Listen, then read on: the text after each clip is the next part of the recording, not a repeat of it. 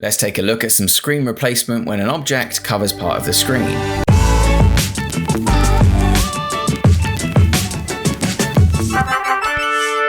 TipTut.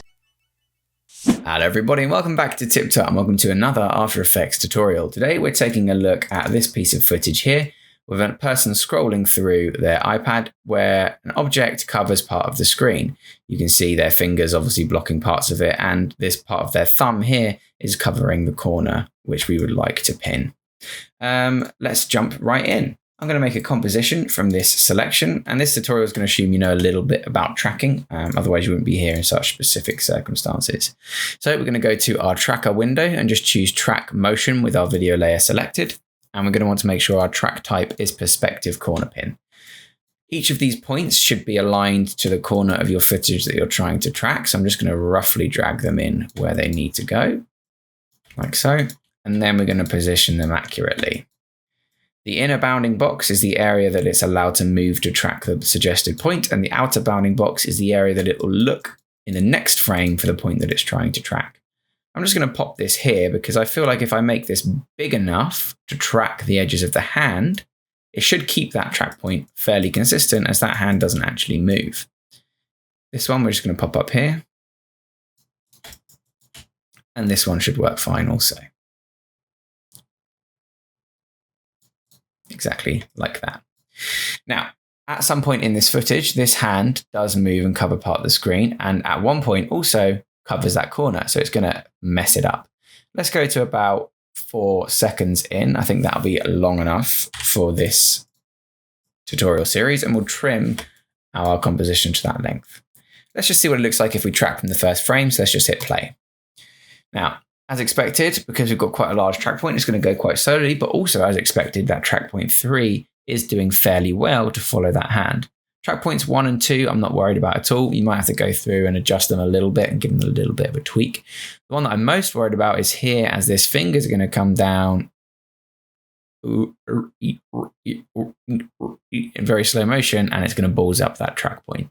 So let's just fast forward through this tracking motion. All I'm going to do is let it run out, and then we're going to see what we can do to fix some of these track points.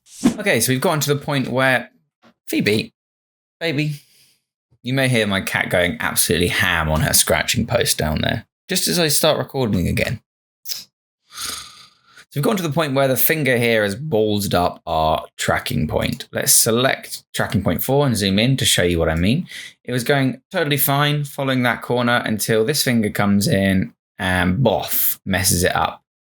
All I did was track past it to the point where I know it's going to be safe again and the corner is back. I need to just scrub to the point where the first frame messes up a little bit. Zoom in on our track points and just manually adjust these few frames where it is affected. Holding Control right will skip you forward a frame, and you just need to make sure you just go back in and really quickly just tweak those 3 frames. Now, obviously, if this happens a lot, you might have to consider that this isn't the right clip to be tracking, but if it happens just a little bit like it does here, then it's not too much of a problem. You should be able to deal with that quite quickly. As you can see here, it's messed up about 20 frames, but because we can see the lines to the left and above our frame here, it's actually quite easy to just reposition it manually for these few frames that it's ballsed up. You can see that the finger's already passed. I just played it a little bit safe because of the shadow cast by the finger. It shouldn't affect it too much though because of the amount of high contrast between these 2 sections here. So I just waited until that finger was completely past the area that I wanted it to track. And then you can zoom back out and continue with your, press the wrong button there. Continue with your track automatically. And as you can see, it tracks just fine. So we'll just wait for this section to finish now. Okay, and there you have it. We have our 4 tracked points completely finished for the entire section of the footage that we need. You can see that that manual point that we adjusted as the finger covers it up has been fixed. It works fine. And then it continues on for the rest of the footage here.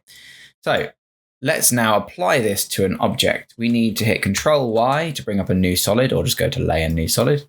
And we'll just call this Screen. and hit OK. It's going to automatically make that solid at the size of our composition here. So that's good for us. And if we click back to our composition view, we can see that we've got our footage here with our solid on top. Okay, so inside your tracker window, you need to just make sure you have your footage selected.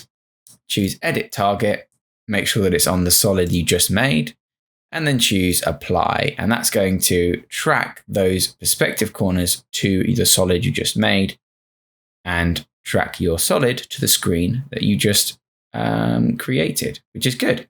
Now, you can see, however, we've got a little bit of a problem here. There's a section here where the thumb is covering up a corner of the screen, and of course, we've got the finger that's being covered there. So let's quickly add something to this screen. Let's just collapse these keyframes now because we don't need them for the moment. I'm just going to right-click and pre-compose this screen, like so.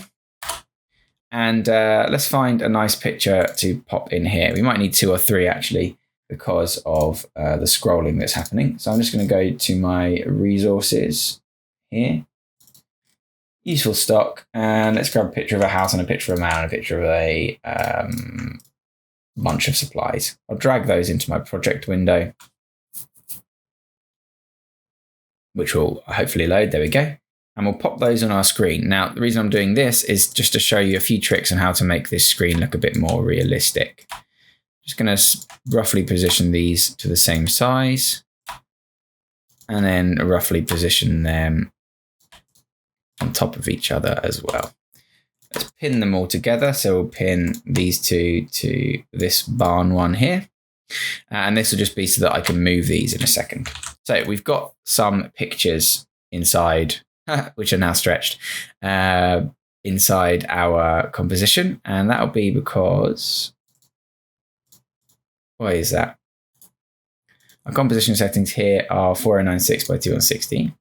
That'll be because the shape of our iPad screen is completely different to the shape of the previous screen. It needs to be a 4:3 composition here. So we can go to this comp and we can just say, make it 3000 by 4000 pixels, like so. I think it was this one which affects the rest. So we'll just stretch that up to one picture. Cool, that was it. And now when we go back and we reapply the motion source tracker, it should fix that. There we go. Just making sure that your composition roughly matches the aspect ratio of the screen you're trying to track it to. So how do we make this look like it's more situated on the screen? First of all, select your composition, double click the shape up here, the rectangle shape tool, to create a mask that is the same shape as your composition. Scroll down and just crank that mask feather a little bit. What that's going to do is blend out the edges of your composition with the mask and add a little bit of darkness around the edge of the screen. It's dark because the underside of this is black. So it might be something like something quite subtle that makes it look legit. Maybe something as subtle as like 100 pixels. Obviously, if you wanted to, you could put 2 compositions here, one on top of the other, and make a duplicate comp underneath that we will just call screen comp 2. And inside screen comp 2, you could do something cool like a gradient fill or a 4-ramp gradient. That would be quite cool, 4-color gradient. And you could do various shades of gray. Just doing this very quickly to add a bit of variation to your screen. You could then go and choose on your one on the top, something like screen or soft light or overlay, which will take the colors of that composition underneath. That allows you to add reflections and things. For example, if I then added a shape on top here, maybe there was a light in the room that was like a rectangular light. We could make a white shape that we could then apply a blur to, like a Gaussian blur. Like a really big one, let's say like 3000. That's going to create like a nice bright section here. You could then wiggle that as well if you wanted to, and then that would too be reflected by your composition on the iPad screen. It's a bit complex for this, just some examples there. So let's maybe just go to screen on this one, which is going to let through whatever light there is. And we've got a little bit of our edge feather there that makes it look like it's attached to the screen a bit. Let's increase that feather just a touch. Maybe it's like 300. That just looks a little bit nicer. Okay, now that we have this section, we just need to take a look at the bits which are covering up our footage here. Now, because we've set this to screen already, you can see that it's letting in some of that light. But if we turn it back to normal, you'll notice that it is absolutely covering up that area. The way we need to fix this is quite simple. Because the hand doesn't really move, we can just track mask it. I'm going to duplicate this footage. I'm going to delete the motion tracker from it just to give my PC a bit of a break. And I'm going to drag it onto the top. I'm going to grab my mask tool with the pen up here, and I'm just going to create a mask. The only bit I really care about is the bit that's overlapping the screen, so it'll be nice and accurate there. We need to give it enough to attach the other mask to, so I'm going to make sure this nice crisp contrast line is in it here, like so.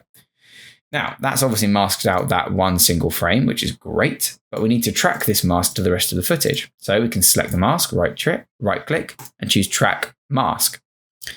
That gives us some options up here in the tracker. We want to track position, scale, and rotation. The hand doesn't move much at all, but we want to make sure we're covering all the bases, and we can just hit play, and it's going to go through our footage, and it's going to track this mask. And as you can see, it's moving it ever so slightly to track how the thumb moves in this footage. So let's wait for that to finish, and we'll see what the results are like. Okay, so here we have our tracked mask. You can see that it's created a whole bunch of keyframes for us, where it's adjusted the shape of the mask to track that hand throughout the entire footage. So now you can see that our footage is being cut off where the edge of the hand is. Now it's a little bit off. You could do that. You could fix that by just feathering it a few pixels. Maybe 5 looks good. And then we have a fully tracked corner that is cut out. Now, for stuff that doesn't move too much, that is perfectly fine. However, there is more complicated stuff happening on this side of the screen where our finger is being sort of swiped up and covering the screen here.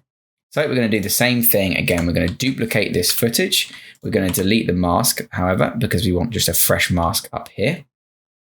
And this time we're going to track this finger every time it covers a part of the screen. So you only need it for as long as it covers the screen. So from this frame, so let's take it one frame before, we will split the footage until this frame. We don't need it there. We can get rid of that. All the way up until this frame here, where it goes all the way in until the end. Now, in this section, I'm just going to do this first bit here because otherwise we'll be here forever. But if it goes quickly, I might do the rest of it in this tutorial as well. This time we're going to be tracking it a bit more manually than the last one. We want to draw a mask over every part of this hand here that we think is going to cover our frame. Now, an important setting that you need to make sure you don't have checked is preserve constant fucking hell, Jesus, my words. You can tell I haven't done a tutorial in a while. Preserve constant vortex amount in your preferences. So go to Edit, Preferences, General, and make sure that this option, that's probably the way I should have just said it, this option here, Preserve Constant Vertex and Feather Point Count when editing masks, is unchecked. That will allow you to change the amount of points frame by frame that is in a mask without it freaking out. Press U press U twice to bring up your edited options and just keyframe your mask path on that first frame. What we're going to do now is we can try and track mask this one, okay? But I think it's probably not going to work because of the way the finger moves, but we will give it a go. Right click, track mask, position, scale, and rotation, forward. Now, it may do an all right job because the finger doesn't change shape. It doesn't go from like here to like this. Yeah, it just does this sort of stuff. What it might do is give us a good enough starting point that we can then go through and tweak it. But you can already see it started to balls up a bit here. And as it moves up and twists and rotates, it might balls up even a little bit further. Let's see. Seems to be doing okay so far. What we can use is a null object to control this path again. Hopefully, maybe. I don't even know if that's possible. You can see here that it started to freak out a little bit. Ooh, it's doing all right. It did an all right job. I'm pretty happy with that. That's a pretty okay job. You can see here that it's definitely ballsed up a touch, but that's quicker than tracking all of that manually, okay? What you can do is now go through, because all that's done is create some keyframes. So what you can do is now go through, if you wanted to, and just tweak some of this a little bit. Essentially, as long as you don't see the black, you'll be all right, because we're just going to be feathering this a small amount. And again, we don't care about any of this really. We just used it to confirm the track. We just wanted to tweak. Now, the other way that we're doing this is to manually create keyframes where they're needed rather than every single frame. For example, I know on this point, it might be easier for me to go up to about here where it stops making changes, and instead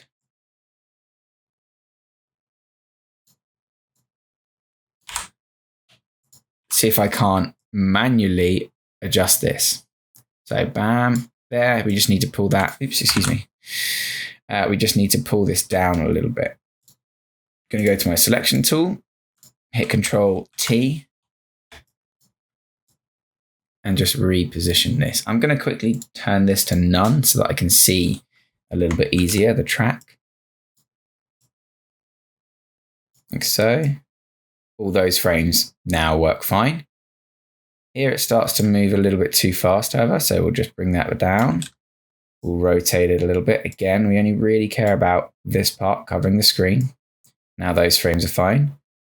Here it starts to bend, however, so we need to make sure that A, our mask is bending to follow it, and B, you might have to, at this point, tweak some of the mask points. So we'll just select this one here. We'll move it up a touch. You want to adjust these as little as possible, and where possible, don't add extra points. Like so. That's now followed those frames all right. Starts to balls up a bit here, but that's because the rest of this is messed up. So you can see that sometimes it's best to track mask. Sometimes it's best to just do it yourself. Because you can see then that it may work a little bit better. So I'm actually just going to track the rest of these points manually. You can see it did these bits for us, which is good, but it doesn't always get it right. Sometimes it's best to just do it yourself. Now, remember, of course, that you are transforming this mask, which is so powerful because you can squish as well as just change sections and rotations and other bits like that. Selecting your selection tool allows you to pick a single point in the mask, which then allows you to tweak just that one point. Like so. And we'll just see how that goes. So here it started to go a bit far away, so we'll go to the center point, hit Control T, reposition it, and that'll probably do an all right job for the rest. Cool. Go forward a few frames to where that blurring stops. And you'll probably be able to get away with doing something like that. Well, almost.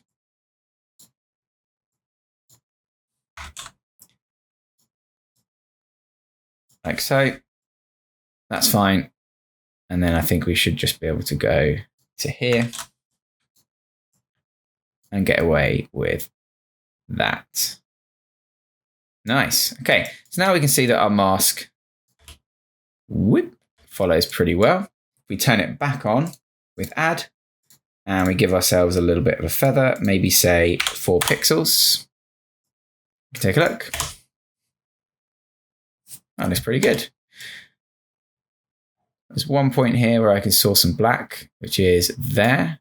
And that's because it moves just a little bit too fast. So that's fine. We can just come in with our tweaking hand and just tweak. So as you can see, quite an involved process, but not too bad, especially if your finger doesn't bend too much. So I think we will leave it there for this time around. But the process for the rest of this will be the same, of course. Coming in, flicking and dragging. Now comes the most important bit, however, which is to actually make something on the screen happen. We know at this point is where his hand touches. So we're just going to hit position keyframe there. Go to the point where he's... it'll be position keyframe about there. Position keyframe here.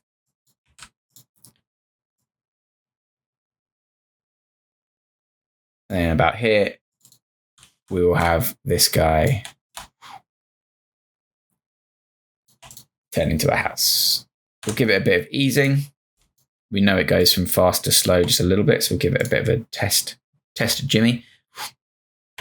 Goes way too slow though. So it's got to move a little bit until about here. So that's where it's just got to move just a little bit. So we'll just maybe do like this much. And then it'll flick. That's better. Nice. That's pretty good. Cool. Let's give it just a little bit more breathing room actually, so that we at least go up until the point where the next finger touches it. Just up to about there. That'll do. Trim comp. And there we have our track mask footage. Awesome. Well, that's it. Quite a cool tutorial. You should be on Do Not Disturb phone, honestly. I'm crap at these things. Nice little tutorial on how to track masks that cover up perspective corner pins. Hope you found it useful. Hope you found at least one part of it useful. I quite like the track mask thing. And I will see you next time on another episode of TipTut, where we do something probably a little bit similar. We're going to do some more tracking stuff in After Effects. So, see you then. Thanks for watching.